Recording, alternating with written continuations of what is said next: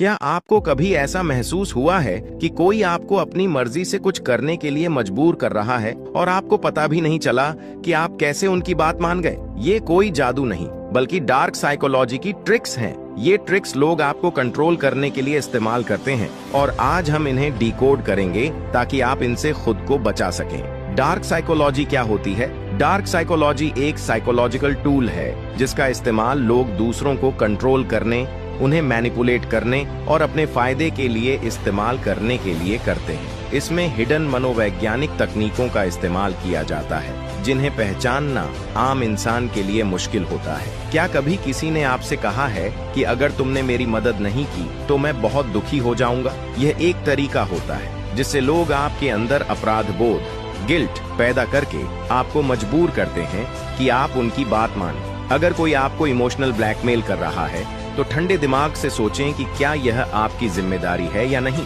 बिना गिल्ट के अपनी सीमा तय करें। जब कोई बार बार आपको यह यकीन दिलाने की कोशिश करता है कि आपकी सोच या यादें गलत हैं, तो इसे गैसलाइटिंग कहते हैं। अगर किसी ने आपको गुस्से में कुछ बुरा कहा और बाद में बोले कि मैंने ऐसा कुछ नहीं कहा, तुम तो गलत समझ रहे हो, तो यह गैसलाइटिंग है। अपनी सच्चाई पर भरोसा करें और सबूत रखें, जैसे कि बातचीत के टेक्स्ट मैसेज या नोट्स। जब कोई जानबूझकर आपको इग्नोर करता है या बात नहीं करता ताकि आप परेशान होकर खुद उनसे बात करें और उनकी शर्तों पर आ जाएं, तो इसे साइलेंस ट्रीटमेंट कहते हैं। अगर कोई बार बार ऐसा कर रहा है तो उनकी गेम में न फंसें, शांत रहें और अपने आत्मसम्मान को बनाए रखें। जब कोई आपकी पसंद नापसंद को कॉपी करता है ताकि आपको लगे कि आप जैसे ही हैं और आप उन पर जल्दी भरोसा करने लगे, किसी पर भी जल्दी भरोसा न करें। देखें कि क्या वे सिर्फ आपकी पसंद को फॉलो कर रहे हैं या उनका खुद का भी कोई व्यक्तित्व है। जब कोई आपको शुरुआत में बहुत ज्यादा प्यार और अटेंशन देता है लेकिन बाद में धीरे धीरे कंट्रोल करने लगता है, यह खासकर रिलेशनशिप में होता है। अगर कोई बहुत जल्दी बहुत ज्यादा प्यार और अटेंशन दे रहा है तो थोड़ा सतर्क रहें और समय लें उन्हें समझने के लिए। आत्म जागरूकता। सबसे पहले इन ट्रिक्स के बारे में जानें और पहचानना सीखें। नो कहने की हिम्मत रखें। हर बात पर हाँ कहना जरूरी नहीं है, जरूरत पड़े तो ना कहें। Emotional control.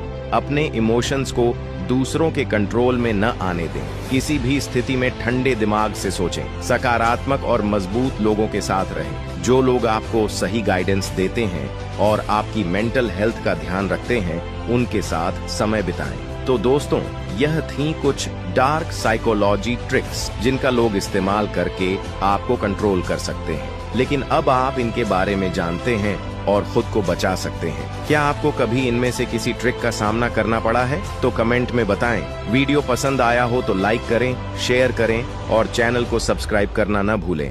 मिलते हैं अगले वीडियो में।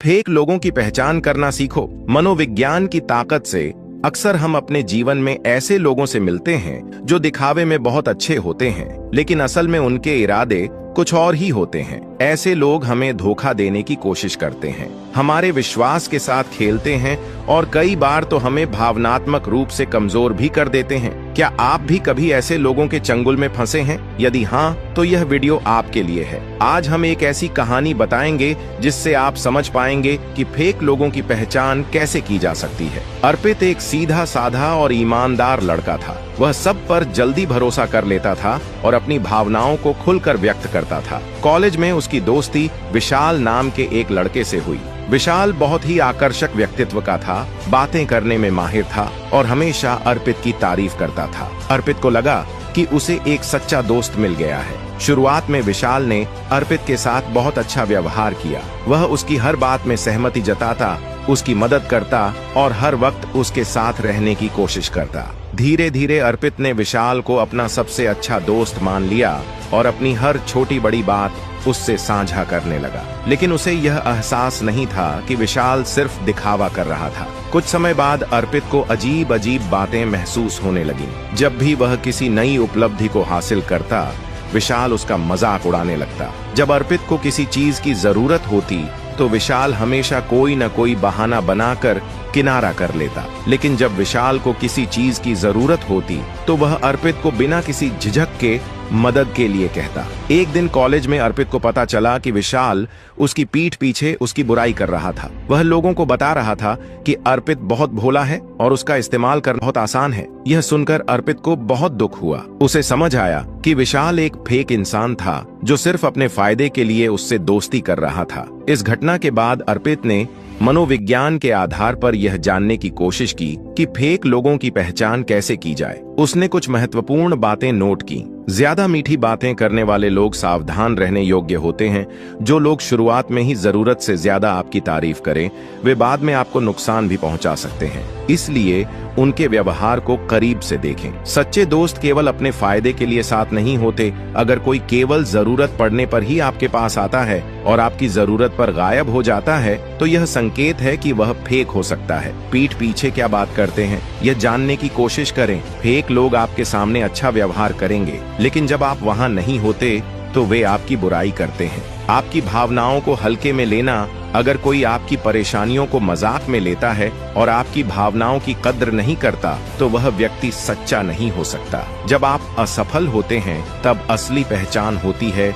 जो लोग सिर्फ आपकी सफलताओं में खुश होते हैं लेकिन आपकी असफलताओं में आपका साथ नहीं देते, वे अक्सर फेक होते हैं। इस वीडियो से अर्पित ने यह सीखा कि हर किसी पर आंख मूंद कर भरोसा नहीं किया जा सकता। हमें लोगों के व्यवहार को ध्यान से समझना चाहिए और उनकी असली मंशा को पहचानने की कोशिश करनी चाहिए। अगर आप भी फेक लोगों के झूठे जाल में फंस चुके हैं, तो अब समय है सतर्क होने का। अपनी भावनाओं की कद्र करें, सही और गलत का फर्क समझें और सच्चे दोस्तों को पहचानने की कोशिश करें, क्योंकि अंत में वही लोग हमारे जीवन में सही मायनों में मायने रखते हैं जो सच्चे होते हैं। एक छोटे से गांव में रहने वाला अमित नाम का एक लड़का था। उसकी सोच यही थी कि जो कुछ भी किस्मत में लिखा है वही होगा। वह हमेशा यह सोचकर बैठा रहता कि उसकी जिंदगी में कुछ भी बड़ा नहीं हो सकता, क्योंकि वह एक गरीब परिवार से आता है। पढ़ाई में भी उसकी रुचि नहीं थी, क्योंकि उसे लगता था कि वह कितना भी मेहनत कर ले,